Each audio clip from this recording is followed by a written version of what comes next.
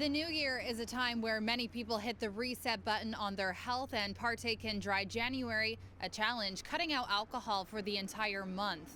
It's also a time where non-alcoholic businesses see an increase in revenue. Gail Lynch is the owner of Zero, Toronto's first non-alcoholic bar. She says the number of people turning to zero proof or non-alcoholic offerings has exploded over the last few years.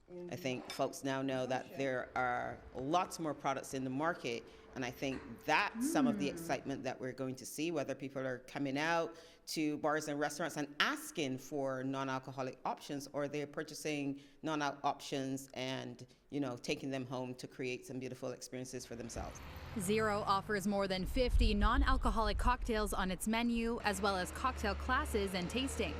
And thanks to Dry January, Lynch says she's already seen an increase in new customers. We've certainly seen, an 87% increase, for example, last year of people in Canada looking for non-alcoholic alternative spirits. So I think, definitely the financial benefits are there.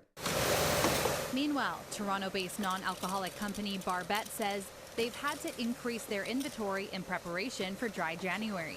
We did a big production run in December in preparation for this month, not only to feed Toronto, but the rest of the country. So not only do you see restaurants that might not usually have a big, large, diverse non-alc category on their menu, they introduce specials. So we will get introduced to different restaurant groups through that.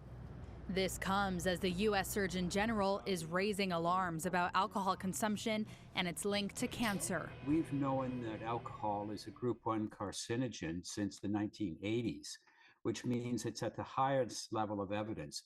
And it's specific with regards to 7 different types of cancers, predominantly GI, liver, and breast.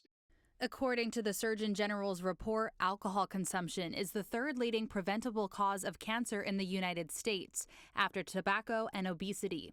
The Surgeon General is also calling for updated health warning labels on alcoholic beverages. Warning labels do make a difference and can have an impact in terms of educating people. This is why we have nutritional labeling. And that education does influence behavior. Are we necessarily going to see an alcohol reduction in terms of levels of consumption? I suspect we will. According to the report, there are roughly 20,000 alcohol-related cancer deaths annually in the U.S. Here in Canada, it's estimated to be roughly 3,000. In Toronto, Catalina Gillies, City News.